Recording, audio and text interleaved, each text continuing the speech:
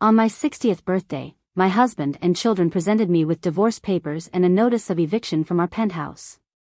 The tech company, the investment portfolio, the luxury properties, everything vanished with their signatures. My son smirked while my daughter called me a burden as they recorded my reaction on their phones. I signed every document with steady hands, smiled genuinely for the first time in months, and walked out carrying only my purse.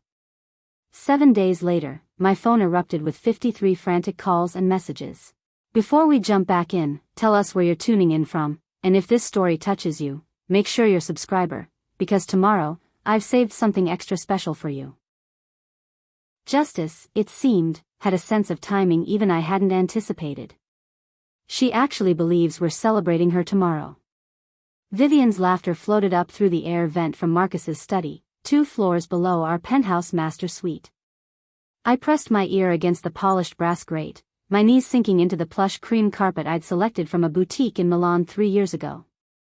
Dad, are you absolutely certain the attorney confirmed everything is airtight? That was Julian's voice, my son, the corporate lawyer I'd put through Yale. Marcus responded with the confidence of a man who'd rehearsed this conversation multiple times. The paperwork is flawless. The business dissolution, the penthouse deed transfer, the portfolio liquidation. By tomorrow evening, your mother will own nothing except that ridiculous vintage Jaguar she refuses to part with. I remained frozen on the bedroom floor, my silk robe pooling around me as the 3 people I'd sacrificed everything for casually discussed erasing me from existence. The heating vent carried every word with crystal clarity, a design feature the architect had warned might create acoustic issues between floors. I'd dismissed his concerns. Now, that oversight had become my unexpected advantage. Through the grate, I heard Marcus's leather chair creak as he shifted position. Papers rustled with a sound that felt ominous in the silence of my shock. The transfer documents are bulletproof, Julian continued, his voice carrying that clinical detachment he'd perfected in courtrooms. I've structured everything so she can't claim duress or manipulation. As long as she signs willingly, thinking it's something benign like updated insurance policies, we're legally protected on every front. And Veronica is prepared to move in this weekend? Vivian asked. There was an eagerness in her 28-year-old voice that made my stomach clench. Veronica Sterling. The name had been whispered at charity galas and tech conferences for the past year, a venture capitalist widow who'd inherited her late husband's firm after his convenient death from a skiing accident in Aspen. Veronica understood ambition, understood power, understood how to position herself at the center of wealth. Veronica has already started the transition, Marcus said, warmth infusing his tone in a way I hadn't heard directed at me in 18 months. She's moved her art collection into the climate-controlled storage unit downtown. Once Catherine is removed from the premises, we can begin our new chapter properly. I crawled backward from the vent, my movement absolutely silent on the carpet that had cost $12,000 to install. Standing on trembling legs, I moved to the floor-to-ceiling windows that overlooked the city skyline. Below, the streets glittered with evening traffic, millions of lives moving forward while mine was being systematically dismantled. The conversation continued beneath me, but I'd heard enough. My family, the husband I'd supported through his startup failures, the children I'd homeschooled while building my own software consulting practice, the people whose dreams I'd funded with my inheritance, had been orchestrating my destruction for months. This morning alone, I'd already debugged critical code for our flagship product, managed a crisis with our Hong Kong investors, and restructured the quarterly budget that Julian had somehow miscalculated by $40,000. The company Marcus claimed to run would have collapsed 5 times over without my invisible architecture holding it together. I walked to our walk-in closet and pulled down the vintage Louis Vuitton suitcase from the top shelf, the one my grandmother had given me when I'd left for MIT at 17. My hands moved automatically, selecting items that predated my marriage. The sapphire bracelet my father gave me for my PhD graduation. The Cartier watch I'd purchased with my first major consulting contract. The leather journal containing business plans I'd never shared with Marcus. Downstairs, I heard Marcus's study door open. Footsteps dispersed through the penthouse. Marcus's heavy tread moved toward the gourmet kitchen. Julian's confident stride headed toward the private elevator, probably returning to his downtown loft, the one I'd co-signed for when his credit score wasn't sufficient despite his fancy law degree. Vivian's designer heels clicked toward the garage where her Tesla sat, the car we'd gifted her for completing her master's in art history. I tucked the suitcase back into the closet and descended our floating glass staircase with practiced composure. Marcus stood at the Italian marble counter, pouring single-origin coffee into his favorite mug, the handmade ceramic piece Julian had given him years ago, now bearing a hairline crack he refused to acknowledge. He looked up when I entered, and for a brief moment, I saw something flicker across his features. Guilt? Anticipation? Regret? It vanished too quickly to identify. Early start today? I asked, pulling my own mug from the cabinet, a simple white porcelain piece I'd bought at a farmer's market before Marcus existed in my world. Just reviewing some contracts in the study.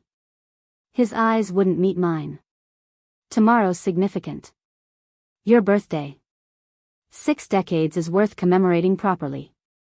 I added oat milk to my coffee, watching it swirl and disappear into the darkness. I suppose milestone birthdays demand acknowledgement. We've planned something special. His smile was a performance, practiced but hollow. The whole family will be there. The morning stretched ahead with its familiar routine, but everything felt different now, like watching a play where I finally understood I wasn't the protagonist but rather the sacrifice required for everyone else's plot to advance. The morning light transformed our penthouse into something resembling a museum exhibit, beautiful, expensive, and utterly lifeless. I drove to the Tech Vista headquarters in my vintage Jaguar, the 1967 E-Type that Marcus had always dismissed as a foolish indulgence. The engine's purr was one of the few sounds that still brought me genuine comfort. Diego Martinez greeted me at the server room entrance, his expression troubled in a way that had become familiar over the past 6 months. Our chief systems administrator had worked alongside me since the company's inception, back when we operated from a converted warehouse with second-hand equipment. Mrs. Ashworth, we have another situation. Diego lowered his voice, glancing around the corridor. 3 major code repositories have been transferred to external servers. The proprietary algorithms for the Phoenix project, the ones you spent 2 years developing, they're no longer on our secure network. When did this happen? I kept my voice steady, professional. Last night, around 2 a.m. The security logs show Julian's credentials, but the IP address traces to a location in the Cayman Islands. He pulled up data on his tablet. There's more. The backup systems have been systematically corrupted over the past 4 months. Someone's been introducing small errors that wouldn't trigger immediate alerts but would cause catastrophic failures within 60 days. I studied the cascade of evidence Diego had compiled. The pattern was clear once you knew to look for it. This wasn't random mismanagement. This was deliberate sabotage designed to make the company appear worthless right before a planned dissolution. Diego, I need you to document everything meticulously, but don't raise any alarms. Can you do that without anyone noticing? His eyes met mine with understanding. Mrs. Ashworth, I've been documenting since March. I have everything backed up on a private server that nobody else knows about. He paused. You've always treated me with respect. Whatever's happening here, I'm on your side. The rest of the morning unfolded like theatrical performance. I attended the executive meeting where Marcus presented quarterly projections that I knew were fabricated. Julian joined via video conference, discussing legal compliance while knowing he'd been systematically violating federal regulations for months. Vivian stopped by to discuss the company's social media presence, her enthusiasm masking the fact that she'd been using company funds to finance her art gallery's expansion. Each interaction felt surreal, watching people I'd loved perform concern while orchestrating my erasure. During lunch, I drove to a part of the city where nobody from our social circle would venture. The storage facility on Morrison Street was registered under my maiden name, something I'd set up 5 years ago when I'd first started noticing small discrepancies in our financial records. Inside Unit 247, I'd stored more than my grandmother's antiques and my mother's china. The filing cabinet in the back contained copies of every major business document from the past decade. The safe deposit box keys for 3 separate banks. The USB drives with encrypted backups of proprietary code. The handwritten journals detailing every suspicious transaction, every unexplained transfer, every moment when Marcus's explanations hadn't quite added up. I'd been preparing for something without knowing exactly what. Now I understood. Preparing and narrating this story took us a lot of time, so if you are enjoying it, subscribe to our channel, it means a lot to us. Now back to the story. Some part of me had recognized the danger long before my conscious mind accepted it. Back at the penthouse, I found Vivian arranging flowers in the living room, white lilies that looked funereal in their pristine perfection. "For tomorrow's celebration," she said, not looking up from her arrangement. "We wanted everything to be perfect for your special day, Mom." "They're beautiful, sweetheart." I watched her work, remembering the little girl who used to make me dandelion bouquets from the park. When had that child transformed into this calculating stranger? "I've been thinking about my future," Vivian continued, her tone carefully casual. "Julian and I were discussing how the penthouse would be perfect for an art studio. The natural light in the upper floors is extraordinary." "Of course, that's just hypothetical thinking."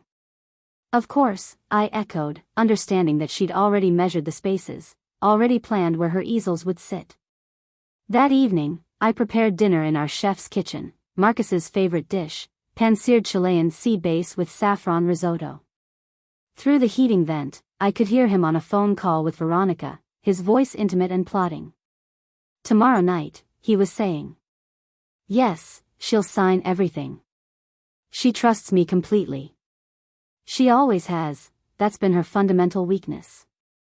I plated the fish with precision, each element arranged perfectly. Let him enjoy this meal.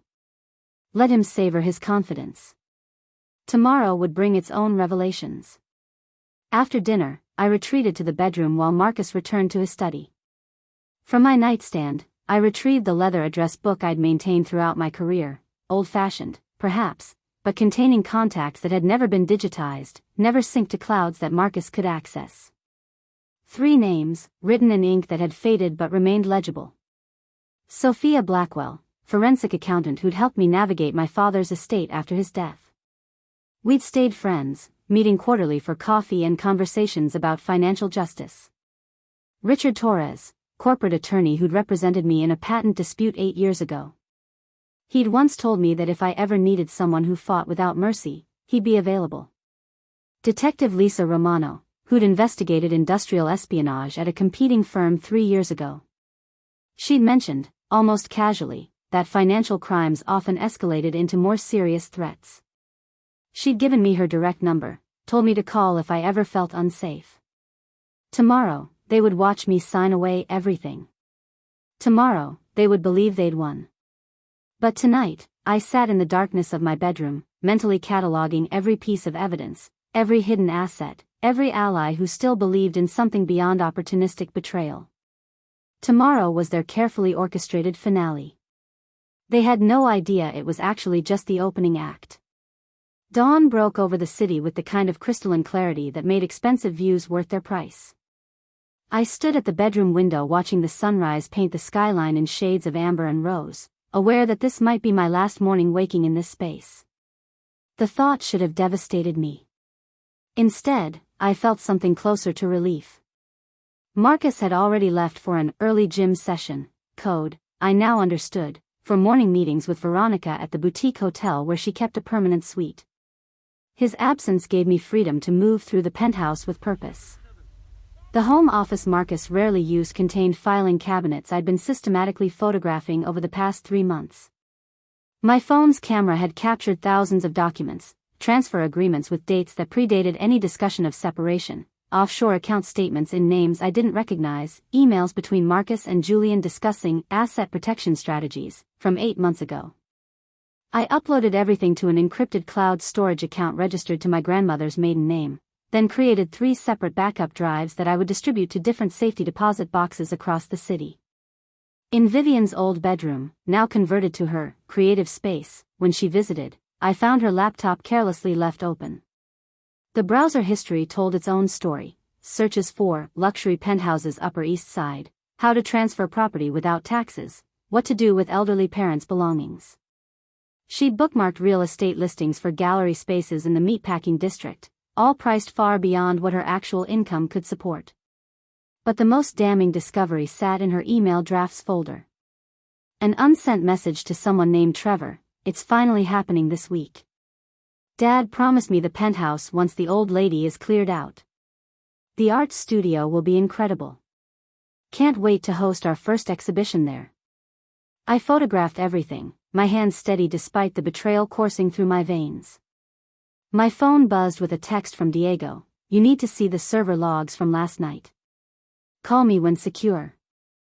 I drove to a coffee shop 3 neighborhoods away, paid cash, and used their Wi-Fi to call Diego's personal number. "Mrs. Ashworth, they're planning to crash the entire system." His voice was tight with urgency. "I found a scheduled script that will execute tomorrow at 11 p.m., exactly when they're probably planning to celebrate. It will corrupt all the core databases and make it look like a catastrophic technical failure. Insurance won't cover it because it'll appear as gross negligence. Can you stop it?" Already done. But more importantly, I traced the script's origin. It was written by an outside contractor, someone Julian hired through an encrypted freelancing platform. I managed to recover their communications. Julian explicitly instructed them to make the failure look like your coding errors. My hands tightened around the phone. They weren't just taking the company. They were destroying it and framing me for the destruction. "Diego, I need copies of everything. Can you create a comprehensive evidence package?" "Already compiled. I'll have it ready by this afternoon." "Mrs. Ashworth," he hesitated. "Be careful. People who do this kind of thing, they don't stop at just stealing." After ending the call, I drove to the Tech Vista offices through the back entrance. The building was nearly empty on Saturday morning, giving me access to the executive suite without encountering Julian or Marcus.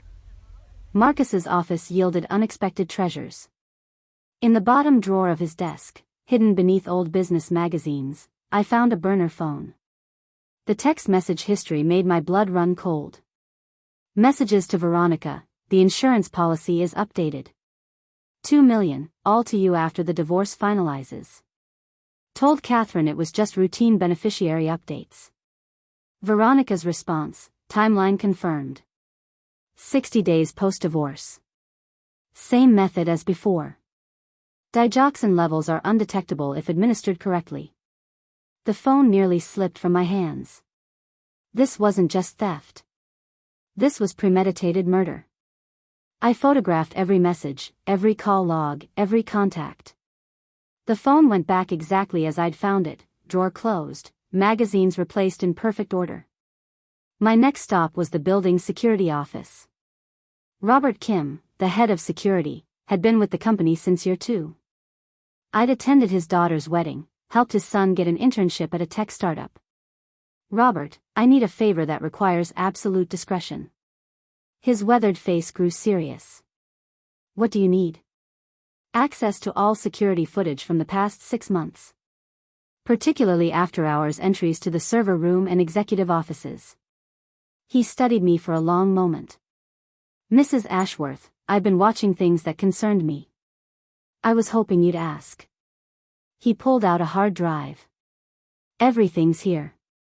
Including footage of your husband and son meeting with people I've never seen before. People who look like they handle problems that aren't exactly legal." The drive contained hundreds of hours of footage. Robert had already flagged the relevant segments: Marcus and Julian meeting with a man who looked like private security, conversations in the parking garage where they thought no cameras existed, Vivian letting herself into the office at 3 a.m. to access financial records. "There's something else," Robert said quietly. "That Veronica Sterling woman? She's visited the building 12 times in the past 2 months, always at night. She has access credentials that should only be for employees. Last week, I caught her photographing the emergency exits and security panel locations. By afternoon, I'd accumulated evidence that spanned digital fraud, corporate sabotage, conspiracy to commit murder, and enough financial crimes to trigger federal investigations.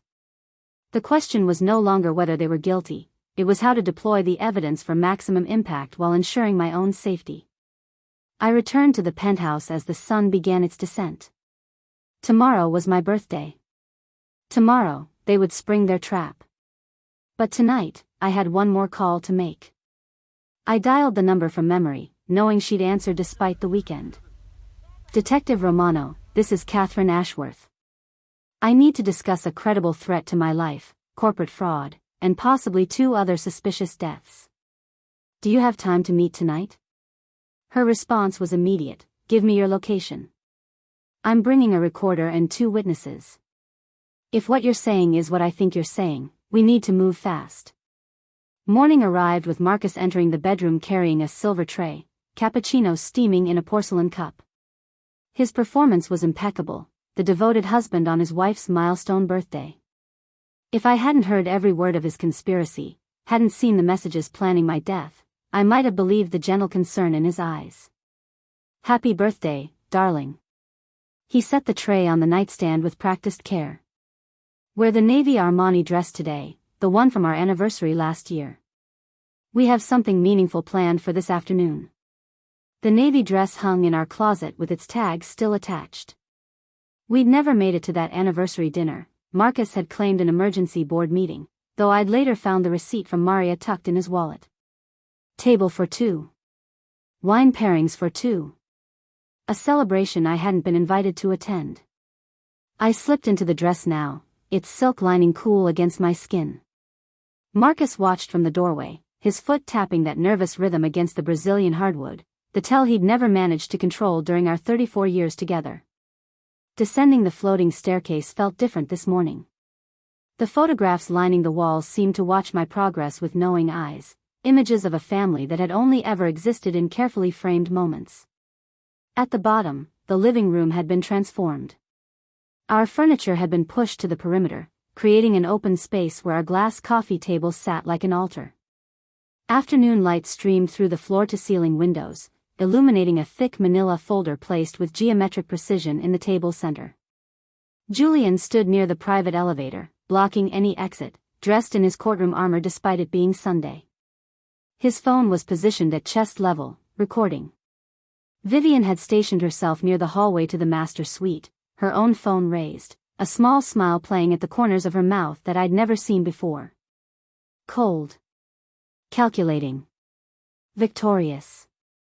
They formed a perfect triangle around me, and I stood in the center, surrounded, documented, trapped. Please, Catherine, have a seat. Marcus gestured to a dining chair they positioned facing the table. Not my usual spot on the leather sofa where I'd spent thousands of mornings reading the news and drinking coffee, but a chair brought in specifically for this moment. The positioning felt deliberate, theatrical. I sat. The wood pressed hard against my spine.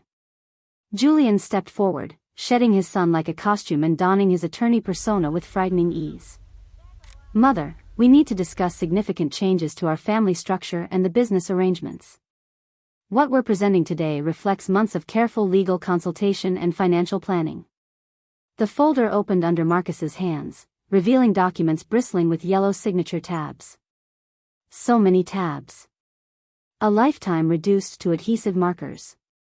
The first document, Julian continued, his voice taking on that measured courtroom cadence, dissolves the marriage. The terms are exceptionally generous given the circumstances. The second set of documents, he pressed on, transfers your shares in Tech Vista to Dad, acknowledging his role as founder and primary operator. The third relinquishes your claim to this penthouse, recognizing that the mortgage and all improvements were funded primarily through Dad's business acumen. Each word landed with surgical precision. But it was Marcus who delivered the personal devastation. Catherine, we've grown apart. You know we have. His prepared speech faltered slightly as he gestured vaguely at the papers. This is best for everyone. A chance for new beginnings. Veronica Sterling has been helping us navigate this transition. She understands technology businesses, understands what we need to move forward into the next phase. Vivian finally spoke, her young voice carrying a cruelty that must have required rehearsal to achieve such perfect delivery. We've already packed your things, Mom. Everything that's actually yours, anyway. It's all boxed in the storage room downstairs. The rest, the furniture, the art, the jewelry, that was all purchased with Dad's money. With the family money. You were just the beneficiary. She lowered her phone slightly to look directly at me. It's organized and labeled. Ready for you to take whenever you're ready to leave. The silence that followed felt sentient, breathing in the space between us. Through the windows, I noticed movement on the terrace across the street. Mr. Peterson, who never used his terrace in winter, stood there with binoculars pointed in our direction. 2 buildings down, Mrs. Yamamoto's curtains moved, a phone camera visible in the gap. They'd invited an audience, ensuring my humiliation would have witnesses. You've become a liability, Mother. Julian's voice cut through my observation. The company is failing under your outdated management style. We have investors interested in a restructure, but they won't move forward while you're still involved. This is a mercy, really. You're 60 years old. It's time to step back. Marcus produced a pen, the Mont Blanc I'd given him when Tech Vista secured its first major contract. He extended it toward me with the same hand that had held mine through my father's funeral, through miscarriages, through sleepless nights building code that would become worth millions.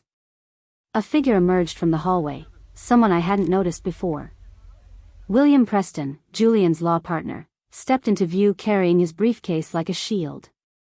I'm here as an impartial witness, he announced formally, to verify that all signatures are provided freely and without coercion or duress. For legal purposes, I need to confirm you understand what you're signing, Mrs. Ashworth. I took the pen. Its weight felt significant, final. The room held its collective breath as I pulled the first document toward me. My signature flowed across the first yellow tab with the practiced elegance my mother had drilled into me during childhood etiquette lessons. Then the second document. The third. Each name written with careful precision, Catherine Marie Ashworth, the same signature that had appeared on patent applications, million-dollar contracts, and love letters written to a man who no longer existed.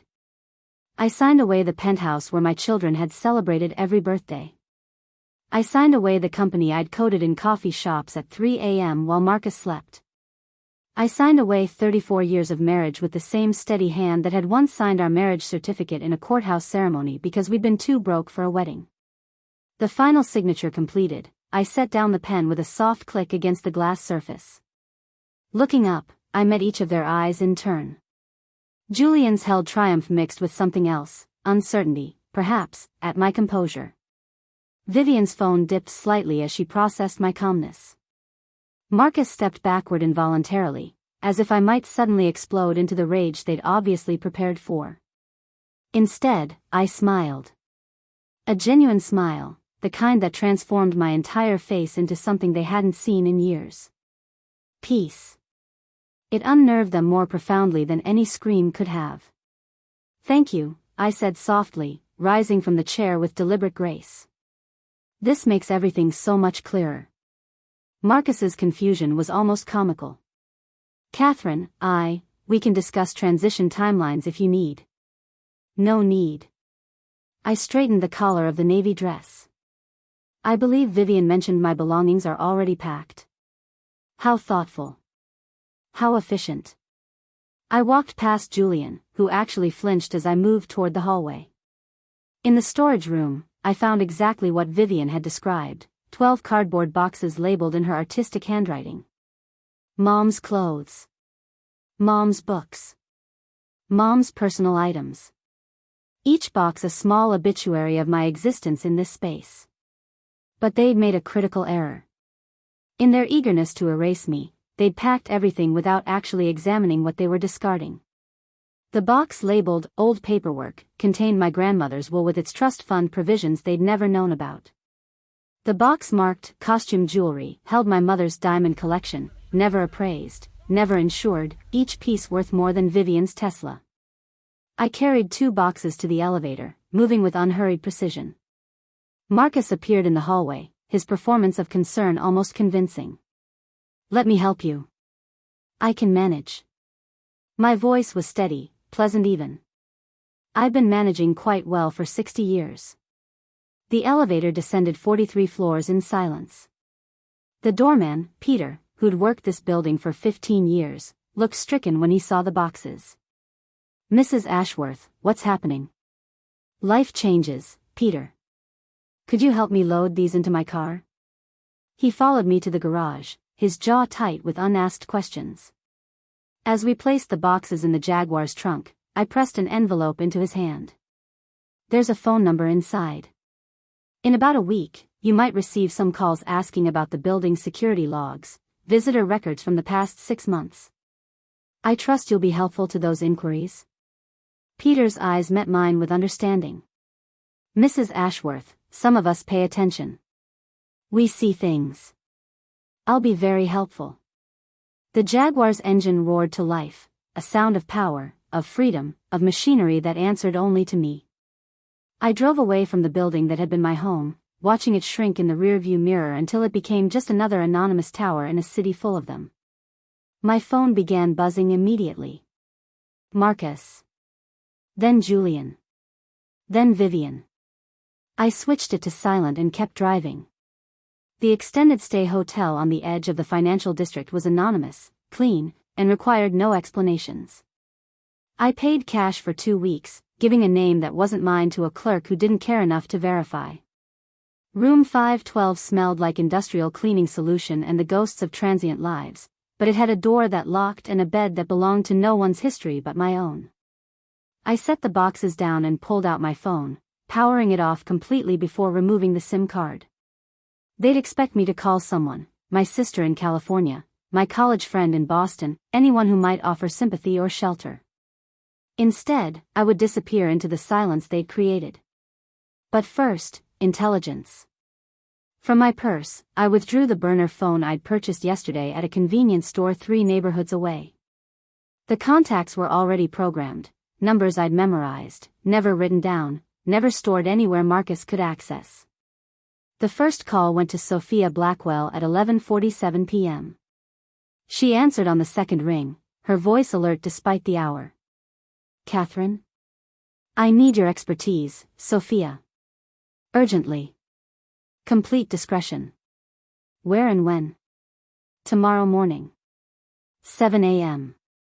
The Winchester Cafe on Amsterdam. Come alone. The second call required more delicate handling. Richard Torres had built his reputation on corporate warfare, the kind of attorney who didn't just win cases but left opposing counsel questioning their career choices. Richard, it's Catherine Ashworth. I'm calling in that favor you offered 8 years ago. His pause lasted exactly 3 seconds. I'll clear my morning schedule. My private conference room, 8:30 a.m. Use the back entrance. The third call made my hands shake slightly. Detective Lisa Romano answered with the wariness of someone whose phone never rang with good news at midnight. Detective Romano, this is Catherine Ashworth. We spoke yesterday about credible threats. I need to add attempted murder to that conversation. They moved faster than I anticipated. Where are you now? Safe. Anonymous. I have evidence that needs to be in official hands immediately: financial fraud, corporate sabotage, and communications discussing my death using the same method as 2 previous suspicious fatalities. Can you come to the precinct tomorrow? Better than that. I can bring you enough evidence to trigger a federal investigation. The hotel room smelled like cheap disinfectant and new beginnings. I sat on the edge of the bed, burner phone in hand, staring at the 3 numbers I'd memorized but never thought I'd actually need to call. Sophia Blackwell answered on the first ring despite the midnight hour. My college roommate turned forensic accountant, the woman who'd helped me navigate my father's estate when grief had made numbers incomprehensible. Catherine? This number isn't yours. I need your help, Sophia. The kind that stays between us and never appears on any official record. Where are you? Safe. Anonymous. Can we meet tomorrow morning? Send me the address. I'll bring my laptop and a lot of questions.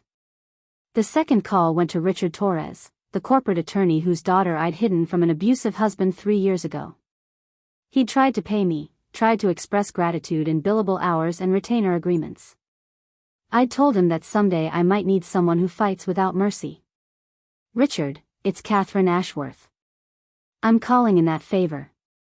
His pause was brief, professional. My private office. 7 a.m. Use the back entrance. The third call made my hands shake. Detective Lisa Romano had investigated industrial espionage at a competitor's firm, and during one of our conversations, she'd mentioned almost casually that financial crimes rarely stayed financial. She'd given me her direct number with a look that said she suspected something dark was brewing. Detective Romano, I have evidence of corporate fraud, conspiracy, and communications discussing my murder using methods identical to previous suspicious deaths. How immediate is the threat? They think they've already won. That gives me maybe 48 hours before they realize I'm not the passive victim they expected. Can you be at the precinct at 2 p.m. tomorrow? I'll bring everything. Dawn arrived with me standing at the window of the Winchester Cafe, watching Sophia approach with 2 laptop bags and the determined expression of someone who'd cleared her entire day. She slid into the booth without greeting, already opening her computer. Show me what you have. I spread out photographs of documents, security footage screenshots, the burner phone messages. Her fingers flew across the keyboard, pulling records, cross-referencing patterns, building a financial narrative that made my 3 decades of marriage look like an elaborate con. Catherine, they've been stealing for 3 years. Look at this, offshore accounts in the Caymans, shell companies, fake vendor payments. Your husband's been bleeding the company systematically. She turned the screen toward me. For $1 million. And these payments to someone called V. Sterling Consulting? They started 18 months ago. $60,000 monthly. Strategic planning for my elimination. Julian's involved too. His law firm billed $800,000 last year for work that's worth maybe $100,000. The rest is pure embezzlement. She looked up, her expression hardening. They didn't just plan to take your company. They planned to frame you for its collapse. My phone buzzed with a text from Diego, Mrs. Ashworth, entire server corrupted. Nathan created a scheduled script to crash everything tonight. I stopped it, but they meant to blame you for destroying the company. I showed Sophia the message. She saved it to her evidence file with the efficiency of someone who'd built cases before. We need more than just financial fraud, she said quietly. What else are they planning? I pulled out the burner phone I'd found in Marcus's desk, opened the messages between him and Veronica. Sophia read them once, then again, her face going pale. Catherine, this is premeditated murder. They're discussing dosages, timelines. She stopped, looking at me with something like horror. Veronica's done this before, hasn't she? Twice. Maybe more.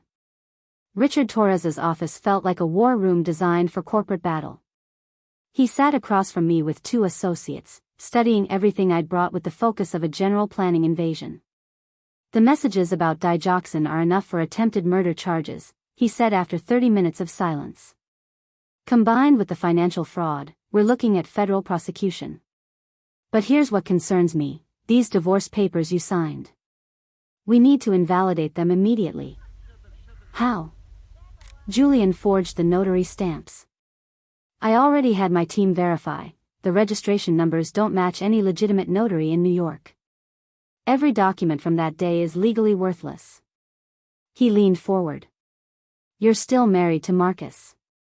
More importantly, you still own 51% of Tech Vista. They thought they took everything. They took nothing. The realization settled over me like armor. So I control what happens to the company. You control everything. And we're going to file for emergency asset freezes before they can move another dollar offshore. Detective Romano's office smelled like burnt coffee and long nights. She'd brought her partner and an FBI agent named Sarah Winters, all 3 studying the evidence I'd compiled with expressions that shifted from professional interest to genuine alarm. Mrs. Ashworth, this connects to 2 cold cases we've had open for years, Detective Romano said, spreading photographs across her desk. 2 men I didn't recognize, both in their late 40s. Veronica Sterling's previous husbands. We suspected homicide but couldn't prove it. These messages change everything. Agent Winters pulled up files on her laptop. There's a pattern here. She's done this at least 4 times, marry wealthy men, gain control of their assets, eliminate them, liquidate everything, disappear for 2 years, then resurface with a new identity. You were supposed to be victim number 5. What do we do now? Now we coordinate with multiple agencies across 3 states. We'll need 48 hours to get everyone in position. Detective Romano's expression hardened. Can you stay somewhere safe until then? I'm not going anywhere. That night, an unexpected knock interrupted my planning. Through the peephole, I saw a woman in her 50s, expensively dressed, clutching a designer bag like a lifeline. Mrs. Ashworth? I'm Patricia Chen. Veronica Sterling is my sister. Every instinct screamed danger, but something in her expression, fear mixed with determination, made me open the door. She remained standing, words tumbling out in a rush. My sister is dangerous in ways you haven't imagined. Her 3rd husband, David, didn't just die of a heart attack.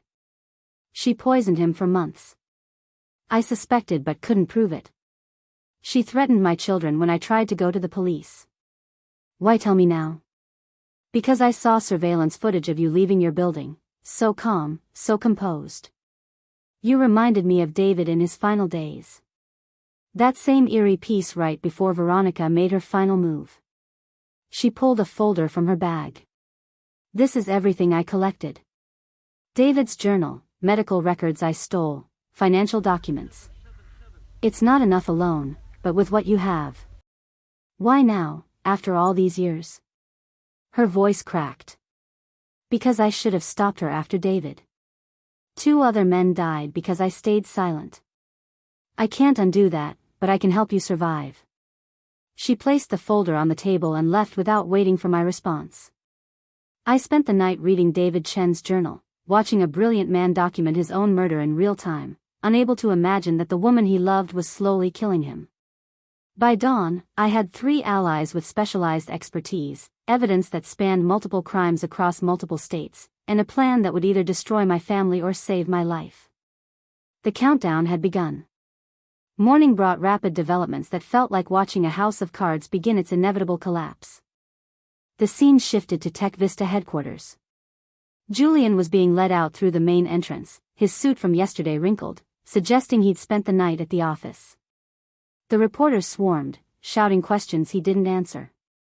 His expression reminded me of the little boy who'd once broken a neighbor's window, that same stunned realization that actions have consequences. Vivian's arrest at the gallery was quieter but no less complete. She emerged between 2 female agents, her artistic black clothing stark against their blue windbreakers. The gallery's windows behind her displayed her latest exhibition, abstract pieces about freedom and liberation that now felt bitterly ironic. My phone exploded with calls. I let them all go to voicemail, watching the news coverage with the detached fascination of someone observing a natural disaster from safe distance. At 8:30 a.m., I met Sophia at an upscale breakfast restaurant in Tribeca, far from the chaos unfolding uptown. She arrived with a tablet showing real-time updates from multiple news sources. The financial press is having a field day, she said, pulling up articles. Tech Vista's stock has been suspended from trading. The SEC has frozen all accounts pending investigation. And here's the interesting part, 3 venture capital firms have already called me asking about the company's intellectual property. Why would they call you? Because I made some strategic calls yesterday to people who matter in tech finance. I mentioned that the real brain behind Tech Vista's success might be interested in consulting opportunities. She smiled. Catherine, they want you, not the company. They want the person who actually built the technology. Before I could respond, a woman approached our table. Late 40s, impeccably dressed in business casual, with the kind of confident posture that came from running things. Dr. Ashworth? I'm Elena Martinez, CEO of Novice Technologies. I apologize for the intrusion, but I've been trying to reach you through official channels without success. She gestured to the empty chair. May I? I nodded, curious. Elena sat with the practiced ease of someone accustomed to high-stakes negotiations. Novice is launching a new artificial intelligence division. We need someone with your background in neural network architecture and adaptive systems. We're prepared to offer a position as Chief Technology Officer, full partnership track, with compensation that reflects your actual value rather than what TechVista acknowledged. She slid a folder across the table. The salary figure made my breath catch, triple what I'd been drawing from TechVista, plus equity, plus performance bonuses that could potentially double the base compensation. Why me? Why now? Because everyone in our industry knows who really built TechVista's core technology. Marcus Ashworth is a salesman with an engineering degree. You're an MIT PhD who revolutionized predictive algorithms. We've been waiting for an opportunity to approach you without the complications of your previous entanglements. I need time to consider. Of course. But I should mention, we're not the only ones courting you. Hyperion called me this morning to ask about your availability. Quantum Dynamics sent flowers to my office. She smiled. You have leverage, Dr. Ashworth. Use it. After Elena left, Sophia leaned forward with barely contained excitement. Do you understand what just happened? You've become the most sought-after talent in tech in the span of 12 hours. Every company that was blocked from working with you because of TechVista's contracts is now scrambling to make offers. My phone buzzed with a message from Diego. 19 engineers who walked out want to know if you're building something new. We'll follow you anywhere. Just say the word. Then another from Amanda Preston at Hyperion Technologies. Our board approved a signing bonus of $2 million if you'll join as VP of Advanced Development. Plus full team autonomy and unlimited research budget. The offers kept coming throughout the morning. By noon, I had 6 formal proposals, each more generous than the last. Companies weren't just offering jobs, they were offering the chance to build departments, lead initiatives, shape the future of technology without Marcus's name casting shadows over my achievements. At 2 p.m., I returned to the hotel to find Richard Torres waiting in the lobby with news that changed the remaining calculations. The divorce papers you signed are legally void. Julian filed them with falsified notary stamps. He used a stamp from his law firm that wasn't properly registered. Every document from that day is inadmissible. You're still married to Marcus, and more importantly, you still own 51% of TechVista. The implications took a moment to process. But the company is worthless now. The company is worthless. The intellectual property isn't. The patents you filed, the code you wrote, the algorithms you developed, all of that still has substantial value. And as majority shareholder, you control what happens to those assets. What are my options? Liquidate and take the money. Sell to one of the companies courting you. Or, he paused meaningfully, restructure the company entirely under new management. Fire everyone complicit in the fraud, hire your own team, and rebuild under your own terms. The news coverage had evolved from breaking bulletins to in-depth analysis by the evening broadcasts. I sat in my hotel room watching multiple screens simultaneously, laptop showing financial news, television displaying local coverage, tablet scrolling through social media where the story had taken on viral momentum. The TechVista scandal reveals a pattern of corporate fraud that investigators say spans at least 3 years and involves multiple family members. The anchor's voice carried a gravity reserved for significant financial crimes. My phone, the original one, which I'd finally powered back on, showed 127 missed calls. I scrolled through the voicemail timestamps, watching the progression from confusion to desperation play out in real time. Marcus's first message, left at 6:23 a.m. Catherine, something's happening. The FBI just broke down our door. This is insane. Call me immediately. We need to. The message cut off abruptly, presumably when they took his phone.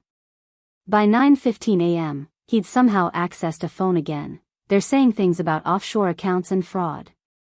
I don't understand what's happening. Catherine, please, we need to talk. Whatever you think I did, this can't be, his voice cracked. Call me back. Julian's messages carried a different tone. The first, at 7:02 a.m., was pure lawyer. Mother, do not speak to anyone without legal representation. I don't know what you've done, but federal charges are serious. We need to coordinate It ended there. His second message, 4 hours later, had lost all professional composure. They have everything. They showed me transcripts of conversations I thought were private. Mom, I need help. My license is suspended. The firm fired me. They're talking about RICO charges. RICO, mother. Do you understand what that means? By afternoon, his messages had devolved into raw panic. The trust fund is gone. Everything's gone. They seized my apartment. I'm staying at a motel on Route 9 and I can't even afford a decent lawyer. Please. I know we hurt you, but I'm your son. Your son, Mom. Please answer. Vivian's voicemails told their own story of collapse.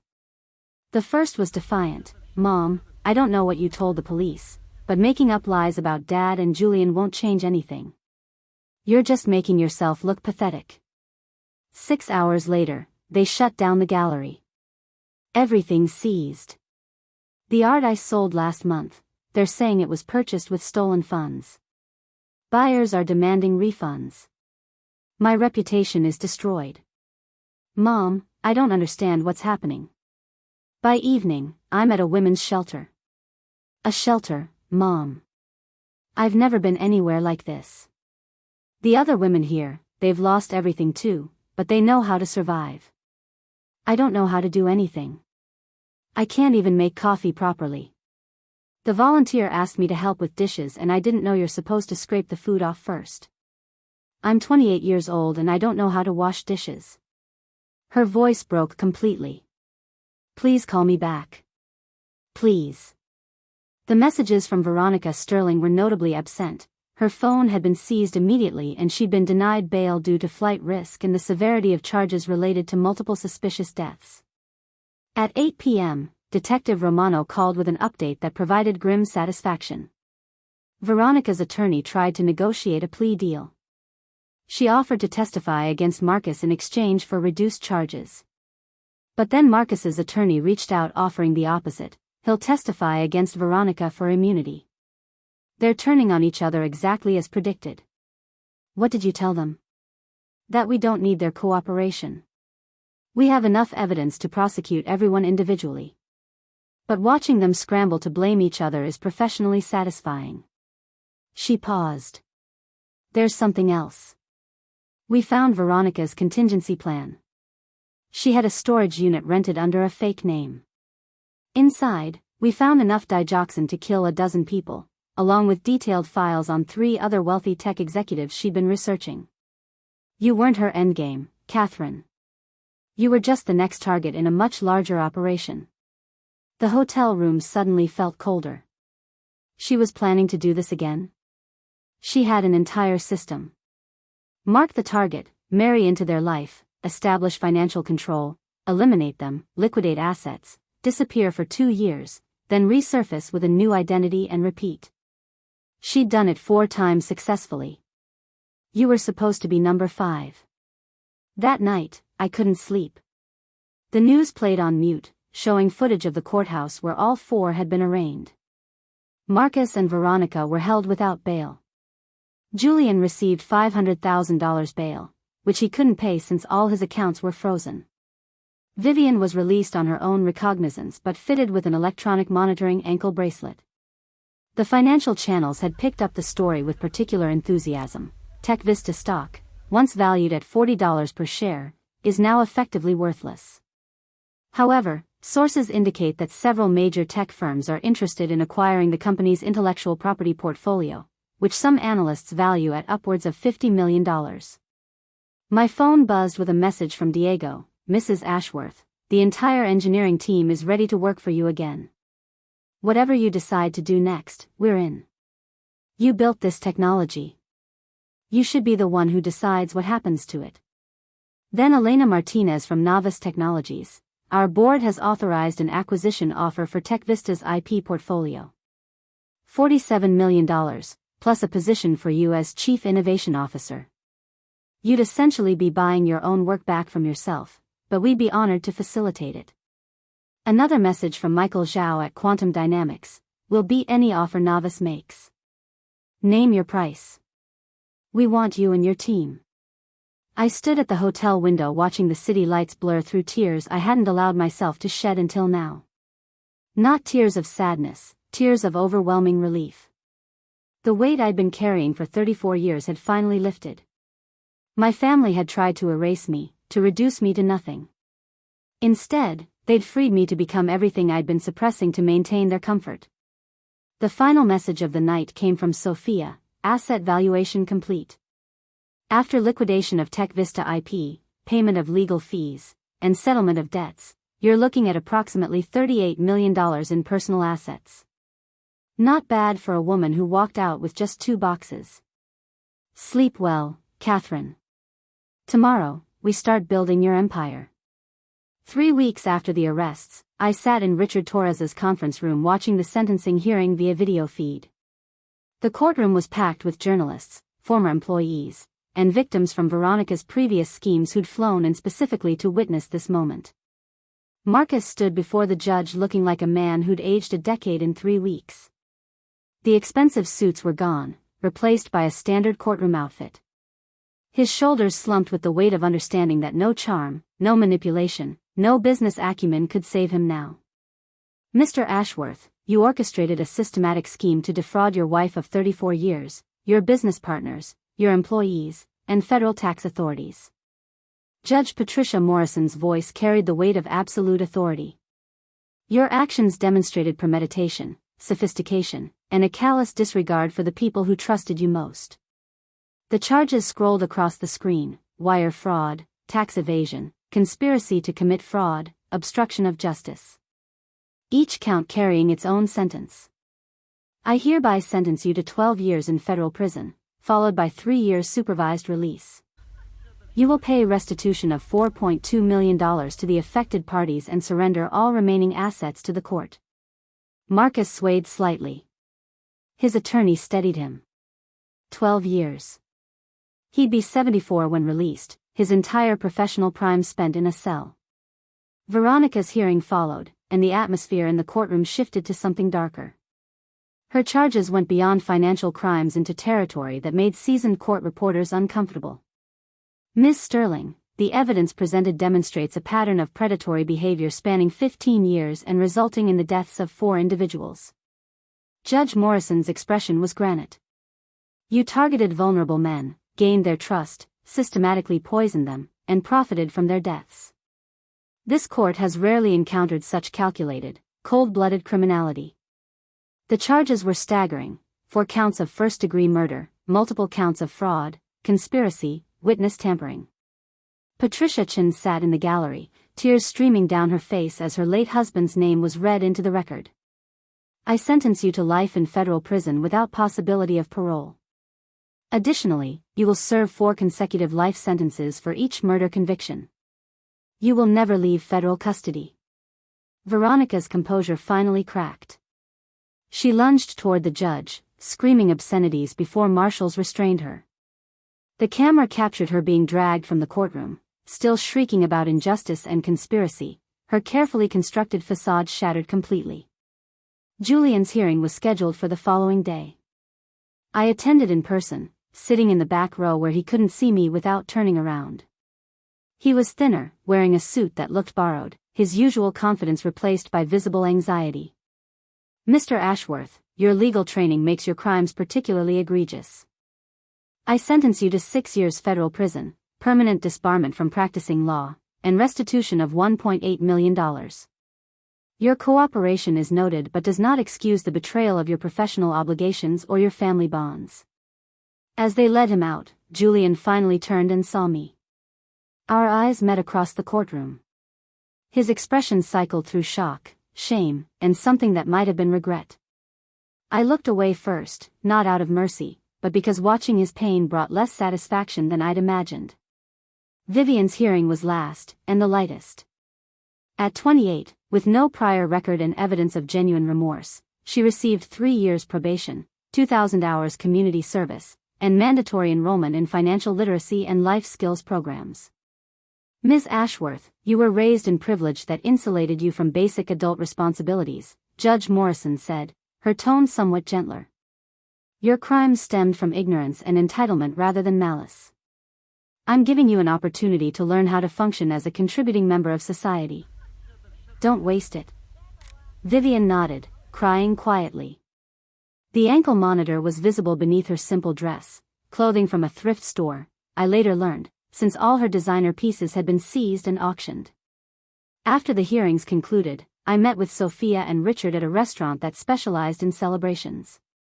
The irony wasn't lost on us. We'd just watched my family receive their sentences, and here we were ordering champagne. To justice, Richard raised his glass. And to Catherine, who had the courage to demand it. To rebuilding, Sophia added. The final asset valuations are in. After all legal fees, restitution payments, and tax obligations, you're looking at $41.3 million in liquid assets, plus full ownership of TechVista's intellectual property portfolio valued at an additional $50 million. The numbers felt surreal. I'd walked out of the penthouse with 2 boxes of personal belongings and my grandmother's vintage Jaguar. Now, 3 weeks later, I had more wealth than I'd ever imagined, not inherited, not shared, but mine through the simple act of refusing to be erased. There's one more thing, Richard said, pulling out an envelope. This came to my office today. It's from Vivian. I opened it with hands that trembled slightly. The letter was handwritten on cheap notebook paper. Mom. I don't expect forgiveness. I don't deserve it. But I need you to know that I'm learning things I should have learned at 18. How to budget grocery money. How to use public transportation. How to work a retail job without complaining. The women at the community center where I do service hours, they're teaching me what you tried to teach me and I refuse to hear. I saw you in the courtroom yesterday. You looked strong. Whole. Like you'd been carrying weight for years and finally put it down. I'm glad you're free of us. I'm glad you're building something that's entirely yours. I won't contact you again unless you reach out first. I just wanted you to know that I understand now what I took from you. And I'm sorry. Vivian. I folded the letter carefully and placed it in my purse. Forgiveness would take time, if it came at all. But acknowledgement was a start. 6 months after the sentencing, I stood in the corner office of my new headquarters, watching morning light transform the city into something resembling promise. The space was mine, not shared, not compromised, not haunted by anyone's expectations except my own. Ashworth Innovations occupied 3 floors of a renovated building in Brooklyn, far enough from Manhattan's financial district to feel like a fresh start. The exposed brick walls held whiteboards covered in algorithms. The open floor plan buzzed with energy from the 42 engineers, designers, and researchers I'd hired away from companies that had undervalued them. Diego Martinez ran operations from the 2nd floor, his efficiency finally recognized with a title that matched his contributions, Chief Operating Officer. The 19 engineers who'd walked out of TechVista formed the core of our development team, their loyalty rewarded with equity stakes and creative autonomy. My assistant knocked gently, Sandra, a former paralegal who'd left a toxic firm to join us. Dr. Ashworth, the presentation setup is ready. Board members are arriving. The board meeting was ceremonial more than functional. After retaining 51% ownership, I distributed the remaining equity among key employees and 2 venture capital firms who understood that my vision, not their interference, would guide the company's direction. Elena Martinez from Novice Technologies had joined as an advisor, her experience navigating corporate politics invaluable. Sophia Blackwell held the CFO position, ensuring that every financial decision was transparent, documented, and beyond reproach. Richard Torres sat on the board as legal counsel, his presence a reminder that we built with integrity as our foundation. The presentation lasted 90 minutes. Our flagship product, an AI-driven predictive analytics platform I'd been developing for years but couldn't implement at TechVista, was already generating interest from Fortune 500 companies. 3 major contracts signed. 2 more in final negotiations. Revenue projections that made even Sophia smile. The TechVista intellectual property acquisition turned out to be our best investment, Elena noted during the financial review. We paid $47 million for assets the market valued at $50 million, but Dr. Ashworth's innovations have already generated $23 million in contracts. The ROI is exceptional. After the meeting, I retreated to my private office, a space designed for focus rather than display. The walls held 2 photographs, one of my grandmother, who'd taught me that independence was earned through competence, and one of myself at MIT, young and fierce and certain the world would bend to merit. My phone showed a message from Patricia Chin. David would be so proud. Coffee next week? Then one from Amanda Preston at Hyperion, still trying to steal you away from your own company. Dinner to discuss collaboration instead of competition? The offers hadn't stopped. If anything, success had intensified the courtship. But I'd learned the value of building something that answered only to my own vision. A knock interrupted my reflection. Sandra again, looking uncertain. Dr. Ashworth, there's someone here. She doesn't have an appointment, but she says she's your daughter. My hand tightened around the coffee mug. Show her in. Vivian entered hesitantly, dressed in clothes I didn't recognize, practical, inexpensive, clean. Her hair was pulled back simply. No designer accessories. No entitled posture. She looked like someone who'd learned what struggle meant. Mom.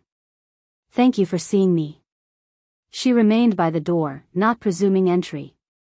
I'm working at a bookstore in Queens. Manager position. I know that's not impressive to you, but it's mine. I earned it. That's good, Vivian. I'm also taking night classes. Business fundamentals. Accounting. Things I should have learned instead of art history. She twisted her hands. I'm not here to ask for anything. I just wanted you to see that I'm trying. That I understand now what you built, what we destroyed. Why tell me this? Because you deserved better than us. And because, her voice cracked, I want you to know that at least one of us learned something from the consequences. We stood in silence, the distance between us measured in more than feet. I couldn't offer forgiveness yet. The wounds were too fresh, the betrayal too complete. But I could offer acknowledgement. Keep trying, Vivian. Build something honest. That's the only path forward. She nodded, tears spilling over. Can I call you sometimes? Just to tell you about the progress? Not yet. Maybe eventually. Right now, I need my space to remain mine. I understand. She turned to leave, then paused. Your company is beautiful, Mom. The work you're doing, I read about it online. You're changing things. Making a difference. I'm proud of you, even though I have no right to be. After she left, I stood at the window watching Brooklyn traffic flow past. Somewhere in federal prison, Marcus was learning what powerlessness felt like. Julian was understanding that credentials without character meant nothing. Veronica was experiencing the permanence of consequences for irreversible actions. 1 year after my 60th birthday, I woke in my new apartment as sunrise painted the Brooklyn skyline in shades of copper and gold. The space was smaller than the penthouse, deliberately so. Every room reflected choices made for myself alone, unencumbered by compromise or the weight of maintaining someone else's vision of success. The coffee machine was mine, programmed to my preferences. The books on the shelves were ones I'd actually read, not decorator selections chosen to impress visitors who never truly saw us. The art on the walls came from local galleries, pieces I'd discovered walking through neighborhoods on Saturday mornings, talking to artists who created from passion rather than calculation. My phone sat on the kitchen counter, silent. Not because no one called anymore, but because I'd learned to control when I engaged with the world rather than letting it control me. The desperate voicemails had stopped months ago, replaced by occasional messages from Vivian documenting her small victories, first month meeting sales targets, enrollment in a certificate program, learning to cook meals that didn't come from delivery apps. I'd responded to 3 of her messages with brief acknowledgements. Not forgiveness yet, but recognition that growth, however belated, deserved witnessing. The morning news played softly while I prepared breakfast, actual cooking, not reheating or ordering. Another skill I'd reclaimed in this year of reconstruction. The financial segment mentioned Ashworth Innovations as one of the city's fastest-growing tech firms. Our second quarter revenues had exceeded projections by 40%. We'd hired 30 more employees, acquired 2 smaller startups, and filed patents on innovations that would reshape predictive analytics. Diego had texted earlier, "Morning boss. The Singapore team wants to schedule a call about expansion." Also, Vivian called the office again. "I told her you'd reach out when ready. Hope that's okay." I smiled at his protective instinct. The team I'd built understood loyalty because I'd demonstrated it first: fair wages, equity stakes, respect for boundaries between professional and personal.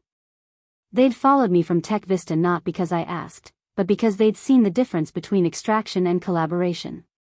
At 10 a.m., I met Sophia at our favorite cafe, the one that had survived 3 waves of gentrification through quality and refusal to become Instagram-worthy. She arrived with a leather portfolio, but her expression was lighter than our usual business meetings. "Good news or complicated news?" I asked. "Both." Marcus filed an appeal from prison. It was denied. He's also filed for divorce, citing irreconcilable differences. She laughed at the absurdity. "The man who orchestrated your removal is now requesting legal separation. Let him have it. I don't want to be connected to that chapter anymore. Richard already prepared the papers. You'll need to sign, but it's uncontested. He gets nothing. The prenuptial agreement you insisted on 34 years ago turns out to have been prophetic." She pulled out documents. "There's more. Julian sent a letter through his prison counselor. He's not asking for money or contact. He wanted you to know he's working on a degree in social work. Says he wants to help people when he gets out, instead of exploiting them." I set down my coffee cup. "Do you believe in redemption, Sophia?" "I believe in consequences that create space for change. Whether someone uses that space productively, that's on them." She studied my face. "You don't owe them anything, Catherine. Not forgiveness, not acknowledgement, not even curiosity about their growth." "I know. But I'm curious what kind of people they'll become when forced to build from nothing, the way I did." That afternoon, I toured our new research facility with Elena Martinez and a group of investors interested in our expansion plans. The space hummed with purpose, engineers collaborating on code that would improve healthcare diagnostics, designers creating interfaces that made technology accessible to elderly users, researchers developing algorithms that served humanity rather than surveillance capitalism. "This is what success looks like," Elena murmured as we watched the team work. "Not wealth, not revenge, not even justice. This, creation that matters, built by people who are valued, for purposes beyond profit." The investors signed term sheets that afternoon, committing $50 million to expansion. By evening, Ashworth Innovations was valued at $200 million, with projections suggesting we'd reach unicorn status within 18 months. I drove home in the vintage Jaguar, the one asset Marcus had dismissed as worthless sentiment. The engine purred with the satisfaction of something maintained because it brought joy, not because it impressed others. At a stoplight, I caught my reflection in the rearview mirror. 61 years old. Gray hair I no longer colored. Wrinkles I no longer fought. Eyes that had seen betrayal and survived it, that had witnessed collapse and built from the rubble something stronger than what existed before. My phone buzzed with a message from Patricia Chen. "Coffee tomorrow? I have news about the foundation." We'd established the David Chen Memorial Foundation 6 months ago, funding resources for people escaping abusive relationships and predatory financial situations. Patricia ran it with the fervor of someone converting grief into purpose. Another message, this one from Detective Romano. "Veronica's appeal was denied. She'll die in prison. Thought you'd want to know." I felt nothing at the news, no satisfaction, no vindication, just the quiet acceptance that some stories end exactly as they should. 18 months after the birthday that changed everything, I stood on the stage of the Manhattan Tech Conference, looking out at 3,000 faces. The keynote speech had been months in preparation, but the truth I was about to share required no rehearsal. It had been lived, survived, and ultimately transformed into wisdom. "Failure," I began, is often the most honest mirror we'll ever encounter. The audience quieted, leaning forward.